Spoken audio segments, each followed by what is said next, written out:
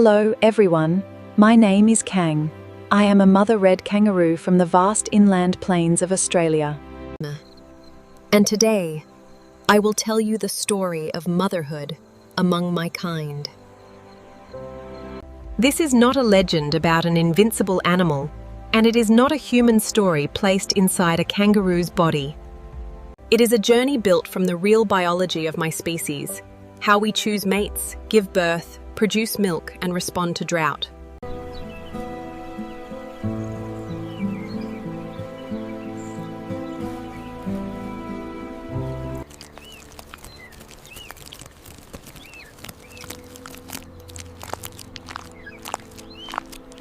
I will show you what my body can do, but also where its power ends, and where my daughter's own decisions must begin. You have just seen me turn back toward 4 hungry dingoes. You have seen my daughter lose her footing. The pack closed around her, and my body became the last barrier between my child and their jaws. But you do not yet know whether we escaped. That answer must wait. Because the moment a mother fights for her grown Joey is not where our story truly begins. It begins with a life so small that most people would struggle to believe it could become a kangaroo at all. My kind is known scientifically as Osfranta rufus. We are the largest living marsupials on Earth. The great males can stand taller than many people, with deep chests and powerful shoulders. Their coats often carry the rusty color of the inland soil. Females like me are smaller and frequently blue-gray rather than red. That difference has given some of us an old Australian nickname, blue flyers. When we cross open country at speed, Our long hind legs work like springs. Tendons store energy as we land and return part of it in the next bound.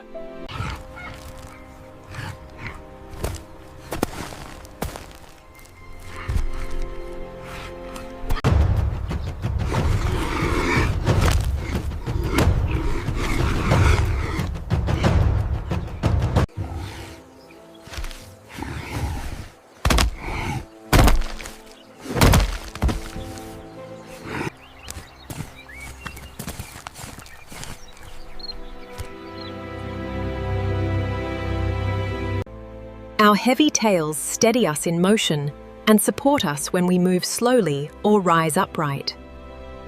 These bodies were shaped for distance, heat, and a landscape where food may be separated by many miles. Red kangaroos occupy the dry and semi-arid interior of mainland Australia. Yet the inland is not always brown. After generous rain, grass can cover the red earth in green, temporary abundance. Hundreds of kangaroos may gather where food has returned. It is magnificent, but it is not a permanent family herd. Our gatherings are called mobs, but they are flexible. Individuals come and go, and we gain protection from many watchful eyes. Dear Uncle, due to the very large number of prompts exceeding the maximum message length, the system will automatically truncate if I send them all at once.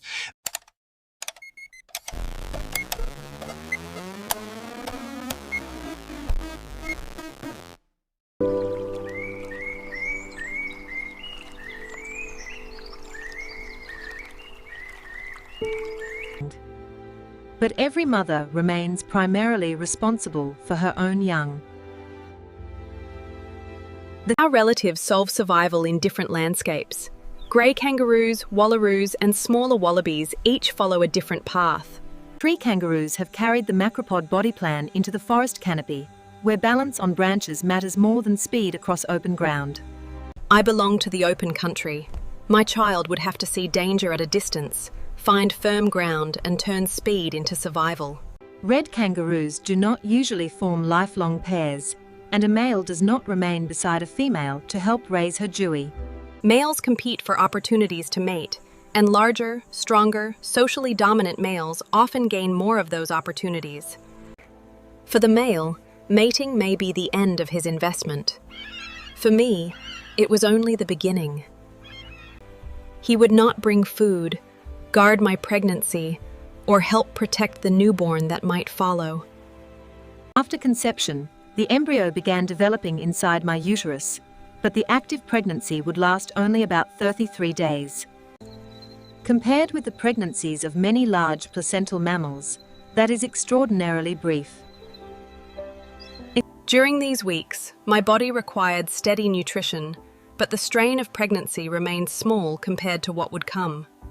I continued moving with the mob, finding water and grazing as I always had. Resting during the hottest hours preserved the energy my body needed. Staying hydrated and alert was essential for my own survival and the life forming within me. As the 30th day approached, instinct told me a quiet change was near. On the final morning, I sought a quiet place, away from the herd. A secluded spot offered protection from wind, sun, and watchful eyes. I assumed the position that my species has used for millions of years. I licked a pathway through my fur, guiding the tiny newborn toward the pouch. Everything was ready for a journey measured not in miles, but in inches. When the time came to give birth, I moved away from the busiest part of the mob and searched for relative shelter. I cleaned a path through the fur on my abdomen and positioned my body so the newborn could begin its climb. Joey, about to enter the world, was blind, hairless, and lighter than a small coin.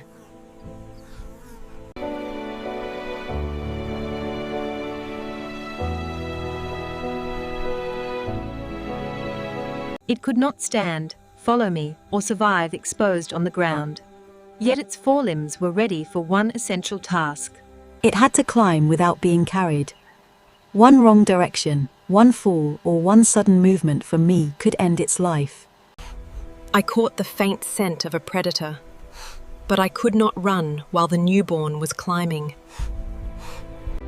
At last, the tiny Joey reached my pouch and slipped safely into its warm protection. Inside my pouch, the tiny Joey attached to a teat, where milk would support the next stage of its development. Only then could I move. I named her Bud, because she was a beginning tightly folded around. Inside the pouch, Bud was protected from the immediate extremes of heat, cold, wind, and most predators. But the pouch was not a passive bag. It was living tissue that required constant care.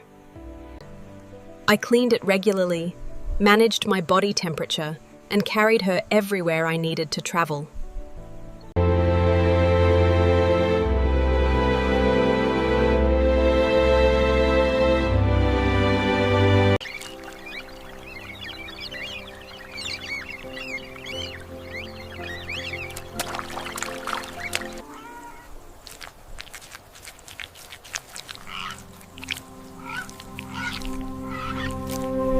Week by week, Bud changed.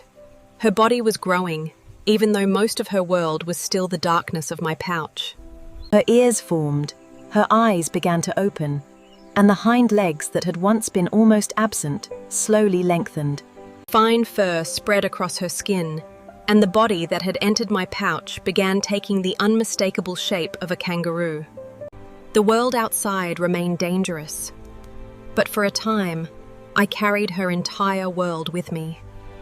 Soon after giving birth, my reproductive cycle could begin again, even while Bud continued growing inside my pouch. If mating produced another fertilized egg, that new life would not necessarily continue straight toward birth. Signals associated with Bud's nursing could hold the new embryo at a very early stage of development. This is called embryonic diapause. The embryo was alive, but its development had paused. In an unpredictable environment, The ability to wait helps us respond quickly to abundance and slow down when drought makes every investment more dangerous. A mother red kangaroo may support 3 stages at once: an older joey at foot, a younger joey in the pouch, and an embryo waiting within. As the weeks passed, Bud grew large enough to push her head through the pouch opening and see the country she would have to survive. For the first time, she could hear the warning thumps clearly and smell the open air for herself. But danger did not come only across the ground. A large hunter was already watching from above. A wedge-tailed eagle can use height, speed, and the direction of the sun to conceal its approach.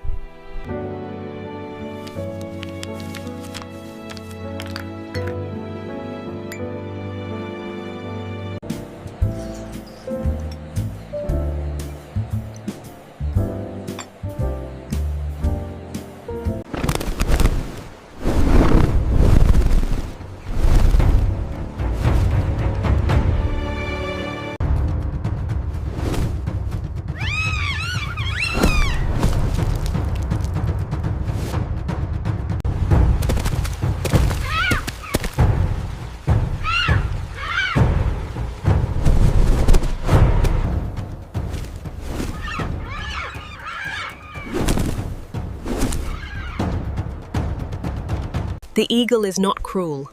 It survives by judging risk.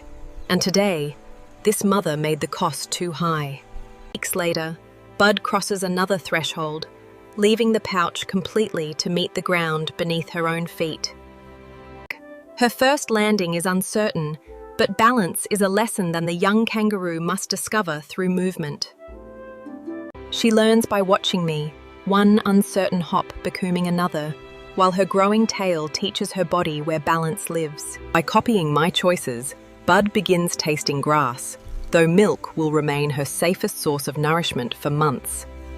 At the warning thump, instinct answers before experience, and the pouch becomes Bud's refuge once again.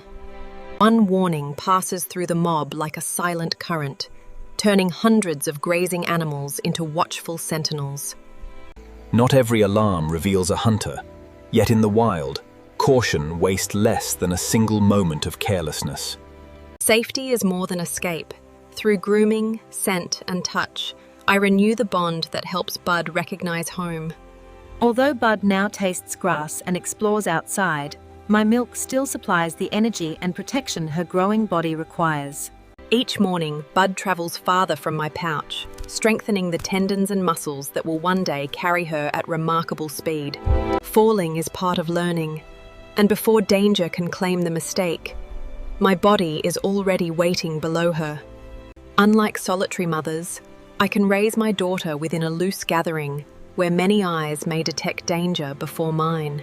Among other youngsters, Bud begins learning distance, gesture, and restraint, the quiet social language of kangaroos.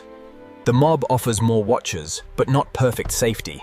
Powerful males bring risks that an experienced mother learns to avoid.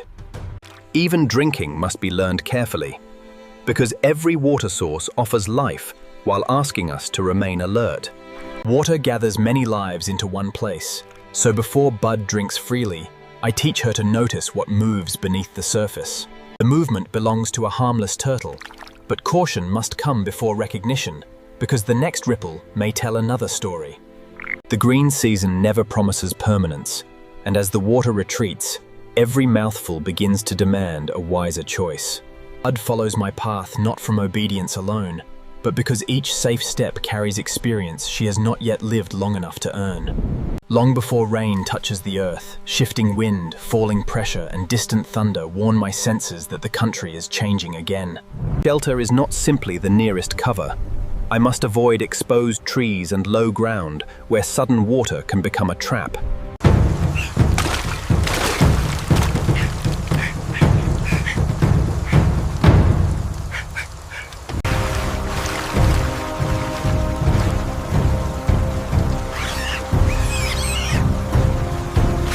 I cannot stop the storm, but I can place my own body between its force and the daughter still learning how to endure it.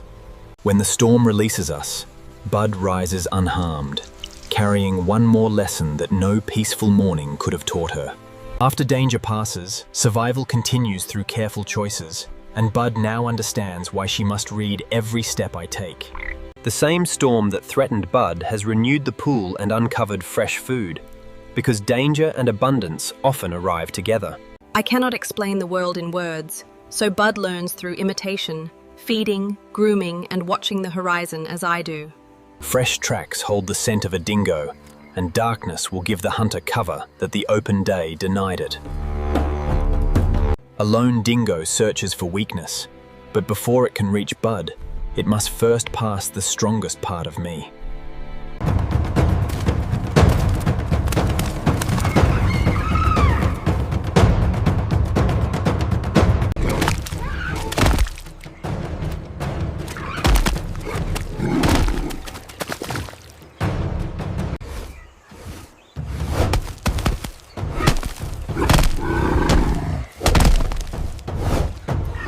My purpose is not to conquer the hunter, but to make one vulnerable life too dangerous for it to take. Bud is safe, yet every defense spends precious energy, a cost wild mothers must pay without knowing when the next danger will arrive. Rest never means surrendering awareness. Within the mob, many mothers sleep lightly while other eyes remain open to the dark. Small injuries must be cleaned, and Bud's familiar scent renewed, because health and recognition are both parts of maternal care. Inside my pouch, different teats can provide milk of different composition, changing with the developmental needs of each young kangaroo. Wallabies, grey kangaroos, and red kangaroos differ in size and habitat, yet every mother relies on. With each